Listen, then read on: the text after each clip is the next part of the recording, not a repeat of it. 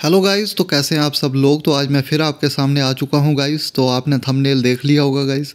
तो आज मैं आपके साथ डिस्कस करूंगा गाइस, जो अभी जूनियर असिस्टेंट का पेपर हुआ है उसमें जो है 20 क्वेश्चन जो कंप्यूटर के आए हुए थे उस पर हम बात करेंगे कि कंप्यूटर किस तरह का पूछा जा रहा है जेके एसएसबी के पेपर में। और जो गाइस मैं आपको बात बता दूं कि ये जो पेपर एनालिसिस है बहुत ज़रूरी है। आपको जो है प्रीवियस ईयर पेपर देखना बहुत ज़रूरी होता है। हम ऑली बोर्ड की टेस्ट सीरीज़ देते हैं, उसके बाद और भी बहुत सारी जगहों पे टेस्ट सीरीज़ देते हैं, लेकिन टेस्ट सीरीज़ जो है वो किसी और इंसान ने बनाई हुई है। उसका जो है एक अलग ट्रेंड है। जो जेके एसएसबी का ट्रेंड है जिसका हमें एक्चुअल एग्ज़ाम देना है उसको एनालाइज करना बहुत ज़रूरी है। तो 20 क्वेश्चन मैंने आपके लिए लाए हैं। आप देखें कि किस तरह का लेवल है जेके एसएसबी का, किस तरह के क्वेश्चन पूछे जा रहे हैं, और इससे आपको एक आइडिया लग जाएगा कि कंप्यूटर को आपको किस हद तक पढ़ना है।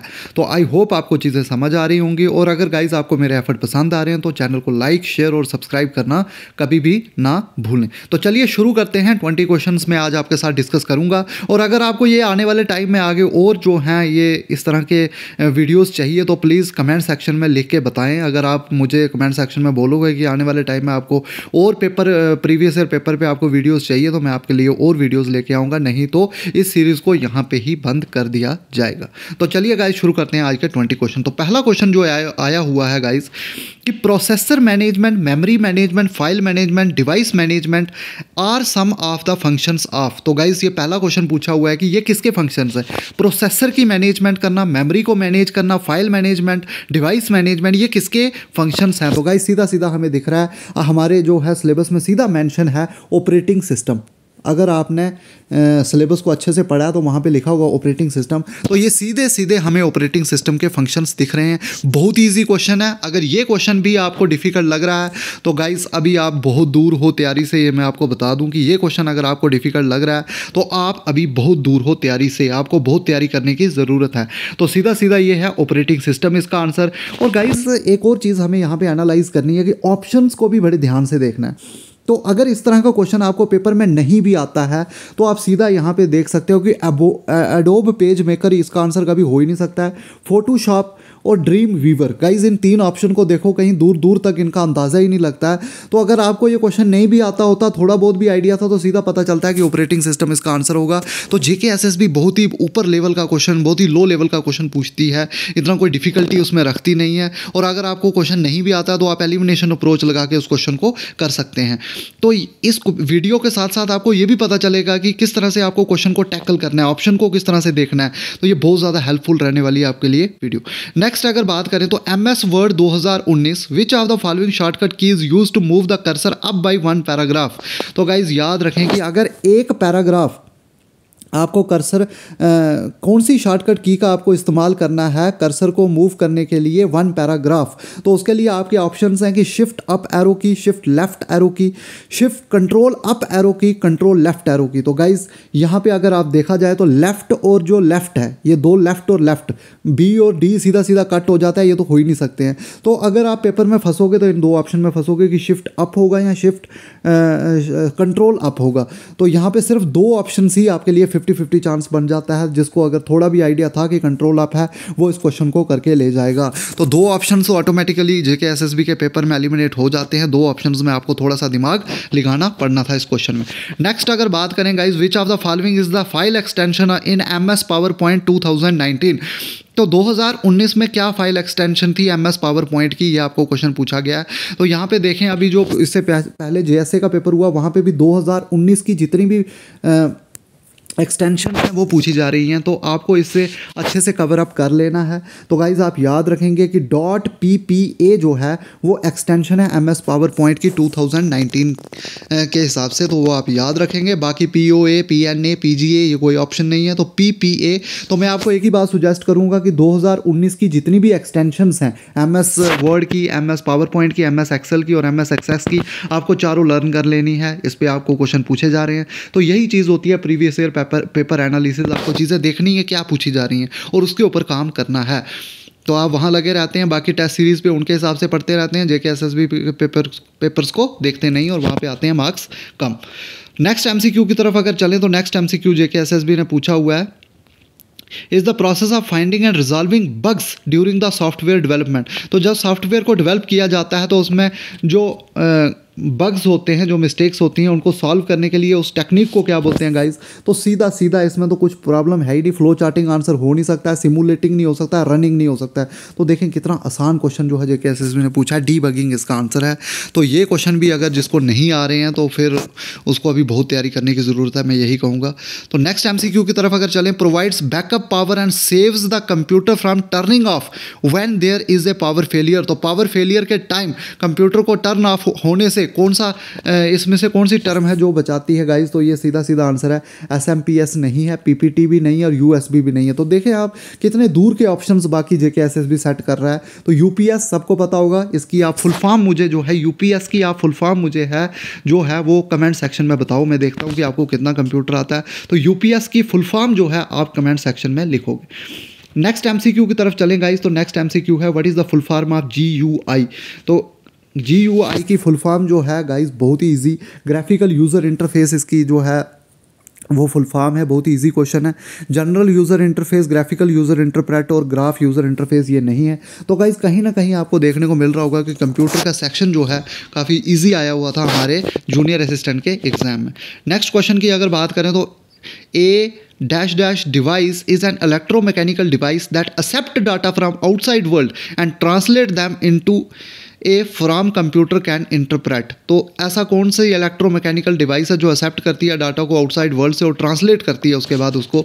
तो गाइज आपको पता ही है हम जो भी इंस्ट्रक्शन देते हैं उसको सबसे पहले कौन एक्सेप्ट करता है, वो इनपुट डिवाइस जो है एक्सेप्ट करती है गाइज।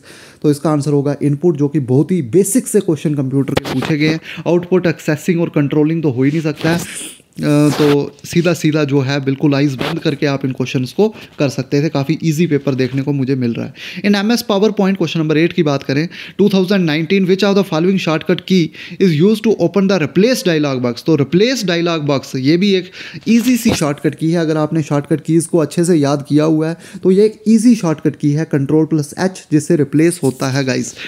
तो एक और आपको कंफ्यूज करने के लिए Shift+H भी दिया हुआ है, लेकिन अगर जिसने अच्छे से लर्न की हुई है शॉर्टकट कीज़ तो उनको ये ईजिली आपको इसका मार्क कर सकते हैं। तो गाइज़ यहाँ पे आपको देखने को यही मिल रहा है कि शॉर्टकट कीज़ जो हैं उन पे क्वेश्चन पूछे जा रहे हैं। उसके बाद आपको जो है 2019 की जो है एक्सटेंशंस पे क्वेश्चन पूछे जा रहे हैं और बाकी फंक्शन पे बेसिक क्वेश्चन कंप्यूटर के पूछे जा रहे हैं। तो ज़्यादा आपको हाई लेवल का कंप्यूटर पढ़ने की ज़रूरत नहीं है, बिल्कुल इजी क्वेश्चन जो है पूछे जा रहे हैं।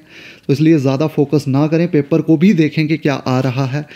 तो आप ऑली बोर्ड पे टेस्ट सीरीज़ देते हो तो उसके बाद वहाँ ही रह जाते हो कि पता नहीं कितना डिफ़िकल्ट पूछा जाएगा। आपको जो है जिसका आपने पेपर देना है उसका एनालिसिस आपको ज़्यादा ज़रूरी है। नेक्स्ट क्वेश्चन की बात करें तो in MS Excel intersection of a row and a column is called. तो रो और कॉलम की इंटरसेक्शन को क्या कहा जाता है। तो एमएस एक्सेल अगर आपने पढ़ा है तो ये उसका जो है हर अगर जिसने एमएस वर्ड पढ़ा है तो उसके लिए बिल्कुल इजी क्वेश्चन है।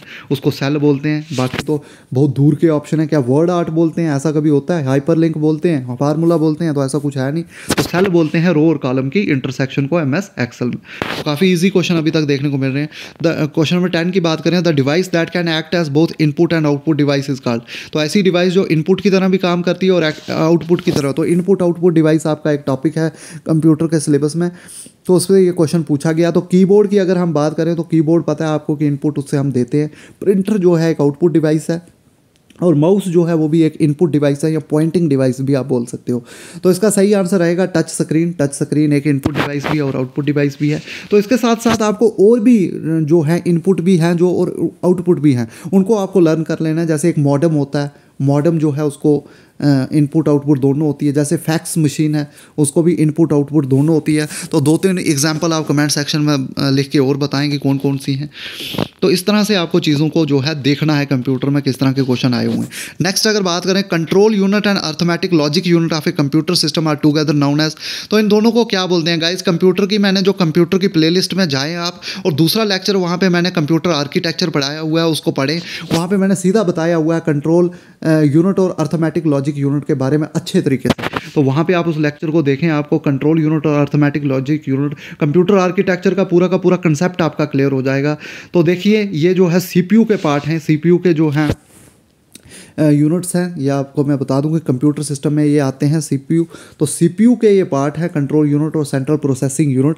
तो ये कंप्यूटर आर्किटेक्चर में आप पढ़ोगे। तो देखिए बाकी मेमोरी यूनिट, इनपुट यूनिट और आउटपुट यूनिट इसका आंसर नहीं है, तो इसका आंसर होगा सेंट्रल प्रोसेसिंग यूनिट। देखिए आप कितने ईजी क्वेश्चन जो हैं जूनियर असिस्टेंट के पेपर में कंप्यूटर में पूछे गए थे। नेक्स्ट अगर एमसीक्यू की बात करें तो memories that are read only, तो रीड ओनली मेमोरीज कौन सी है इसमें? तो गाइज अगर आपको रोम मेमोरी की फुल फॉर्म भी पता है तो आप ये क्वेश्चन निकाल के ले जाओगे, क्योंकि इसकी फुल फॉर्म ही रीड ओनली मेमोरी होती है। तो बाकी HDD/RAM इसकी तो रैंडम एक्सेस मेमोरी होती है। SDT सुपर डेंसिटी डिस्क, तो ये बाकी तो आने वाले हैं नहीं। तो ऐसी कौन सी मेमोरी है जो रीड ओनली होती है? तो वो होती है रोम, ROM। गाइज इससे ईजी क्वेश्चन जो हैं कंप्यूटर के मैंने किसी पेपर में नहीं देखे। बहुत ही ईजी पेपर जो है जूनियर असिस्टेंट वालों को आया हुआ था। तो कट ऑफ भी आप हाई ही एक्सपेक्ट कर सकते हैं। तो सभी पूछ रहे हैं कट ऑफ इसका कितना जाएगा, तो ये आप अंदाज़ा लगा लो कि ये हाई होने वाला है। तो इंटरनेट से एक क्वेश्चन आया हुआ है कि internet works by using a protocol called. तो बेसिक प्रोटोकॉल आपको पता होगा कि इंटरनेट का बेसिक प्रोटोकॉल कौन सा है, तो वो है TCP/IP। तो TCP/IP जो है बेसिक प्रोटोकॉल माना जाता है कंप्यूटर का, और उसी पे क्वेश्चन पूछ दिया था। बाकी अगर URL की बात करें तो ये कोई XML और HTML ये बाकी इसके आंसर नहीं है। तो इंटरनेट काम करता है TCP/IP प्रोटोकॉल, और TCP/IP प्रोटोकॉल जो है बेसिक प्रोटोकॉल है हमारे कंप्यूटर सिस्टम का। आई होप आपको चीज़ें समझ आ रही होंगी। नेक्स्ट MCQ की तरफ चले तो WWW की फुल फॉर्म पूछी हुई है गाइस। तो ये मैंने देखा है कि हर तीसरे पेपर में JK SSB रिपीट करता है, लेकिन हमारे जो पेपर देने वाले स्टूडेंट्स हैं वो भी इसमें काफ़ी गलती करते हैं। बहुत सारे बच्चे इसका वाइड वर्ल्ड वेब लिखते हैं, तो वो ध्यान रखें। तो जो वाइड वर्ल्ड वेब समझते हैं इसकी फुल फॉर्म, वो ज़रूर ध्यान रखें कि वाइड वर्ल्ड वेब नहीं है इसका आंसर, इसका आंसर है वर्ल्ड वाइड वेब। ये आप ध्यान में रखें। बहुत सारे बच्चे इसका वाइड वर्ल्ड वेब भी समझते हैं। तो कहीं एक पेपर में क्वेश्चन आया हुआ था कि तो WW फुल फॉर्म जब पूछी हुई थी तो वर्ल्ड वाइड वेब भी लिखा था, वाइड वर्ल्ड वेब भी लिखा था। तो बच्चों ने वाइड वर्ल्ड वेब लगाया था, बहुत सारे बच्चों ने। तो इसका आप ध्यान रखेंगे। नेक्स्ट MCQ की तरफ अगर चलें, हम नेक्स्ट क्वेश्चन की तरफ चलें तो नेक्स्ट क्वेश्चन आपकी स्क्रीन पे है कि MS Excel 2019 में सॉर्ट और फिल्टर जो है वो कौन से टैब में आपको देखने को मिले। तो गाइज आपको देखने को एक और चीज़ मिल रही है कि टैब से क्वेश्चन पूछे जा रहे हैं। तो आपको टैब जो है बहुत मुश्किल है इनको याद करना, ये मैं समझ सकता हूँ। लेकिन जो भी है, अब अगर क्वेश्चन आ रहे हैं तो आप 1 मार्क्स अपना छोड़ नहीं सकते हो। तो इसलिए मैं आपको सजेस्ट करूंगा कि आपने जो भी टैब हैं वो आपको लर्न करने पड़ेंगे। तो टैब से एक क्वेश्चन हर पेपर में देखने को मिल रहा है, तो टैब बहुत ज़्यादा इंपॉर्टेंट हो जाते हैं। तो ये आपको पूछा हुआ कि सॉर्ट और फिल्टर जो है ये कौन से टैब में आपको MS Excel में देखने को मिलेगा। तो गाइज इंसर्ट में नहीं, फार्मूला में नहीं, व्यू में नहीं, बल्कि ये डेटा में आपको देखने को मिलेगा। तो डेटा टैब में आपको देखने को मिलेगा सॉर्ट एंड फिल्टर। तो आई होप आपको चीज़ें समझ आई होंगी। तो टैब से क्वेश्चन भी, टैब्स जो है वो काफ़ी डिफिकल्ट है उनको लर्न करना, लेकिन क्वेश्चन आ रहे हैं तो आपको करने पड़ेंगे। नेक्स्ट क्वेश्चन की तरफ अगर चलें तो primary storage is also known as. तो प्राइमरी स्टोरेज को और किस नाम से जाना जाता है, इसका आंसर आप बताएं। तो प्राइम मेमोरी बोला जाता है, सेकेंडरी मेमोरी बोलते हैं, या एक्सिलरी मेमोरी बोलते हैं। गाइस इससे इजी क्वेश्चन नहीं हो सकते कंप्यूटर के, इससे इजी पेपर कंप्यूटर का मैंने आज तक नहीं देखा। एक्सिलरी मेमोरी और सेकेंडरी मेमोरी तो हो नहीं सकता है। प्राइम मेमोरी भी उसको नहीं बोलते हैं, बल्कि प्राइमरी स्टोरेज जो है वो होती है मेन मेमोरी। मेन मेमोरी के नाम से जाना जाता है, ये बात आप याद रखेंगे। तो अप्रोप्रिएट आंसर रहेगा मेन मेमोरी। नेक्स्ट अगर बात करें तो इसमें से कौन सा इम्पैक्ट प्रिंटर है। तो प्रिंटर की अगर आपने टाइप्स पढ़ी है, 2 तरह के प्रिंटर होते हैं, इम्पैक्ट प्रिंटर और नॉन इम्पैक्ट प्रिंटर। बाकी अगर ये टॉय प्रिंटर तो मैंने कुछ ऐसा सुना नहीं आज तक। तो बाकी लेज़र प्रिंटर और इंकजेट प्रिंटर की अगर बात करें तो ये दोनों जो है नॉन इम्पैक्ट प्रिंटर हैं, बल्कि डॉट मैट्रिक्स प्रिंटर जो है ये आपका इम्पैक्ट प्रिंटर है। तो ये आपको प्रिंटर की जो नॉन इम्पैक्ट और इम्पैक्ट प्रिंटर में से एक क्वेश्चन पूछा हुआ है, तो डॉट मैट्रिक्स प्रिंटर इसका सही आंसर रहने वाला है। नेक्स्ट MCQ की तरफ बात करें तो which is the single user operating system. तो इसमें से सीधा सीधा दिख रहा है, अगर आपने कंप्यूटर को थोड़ा सा भी, अगर आपने, मैं कहता हूँ कि बिल्कुल ईजी से कोई PDF भी पढ़ लिया कंप्यूटर की, तो वहाँ पर भी लिखा होता है कि जो MS-DOS है, MS-DOS जो है उसको जो है सिंगल यूज़र ऑपरेटिंग सिस्टम कहा जाता है गाइज। तो MS-DOS के बारे में मैं आपको क्वेश्चन पूछता हूँ कि इसको फर्स्ट टाइम जो है MS-DOS को फर्स्ट टाइम जो है कब इंट्रोड्यूस किया था, ये आप मुझे कमेंट सेक्शन में बताएं। तो इसके साथ साथ आपको जो है क्वेश्चन भी दिए जाएंगे, MS-DOS को इंट्रोड्यूस कब किया गया था, इसका क्वेश्चन आप किसने किया था और किसके द्वारा किया गया था, ये आप मुझे कमेंट सेक्शन में बताएं। हो सकता है आपको यही क्वेश्चन जो है JK SSB नेक्स्ट पेपर में पूछ ले। तो अगला क्वेश्चन देखें तो time required by the read write head of magnetic tape to position itself on the specified track cylinder is called. तो वो टाइम आपको बताना है जिससे रीड राइट हेड जो है वो अपने आप को पोजिशन करता है एक ट्रैक के ऊपर, उस टाइम को क्या बोलते हैं गाइज। तो उस टाइम को बोलते हैं गाइस सीक टाइम। आपने अगर मेमोरी मैनेजमेंट को अच्छे से पढ़ा है, मेमोरी का चैप्टर आपने अच्छे से पढ़ा है, तो उसमें एक होता है सीक टाइम और एक होता है लेटेंसी टाइम गाइस। तो ये दो टाइम आपने अच्छे से, और फिर एक होता है लास्ट पे शायद एक सीक टाइम होता है, एक लेटेंसी टाइम होता है, एक एवरेज टाइम होता है शायद।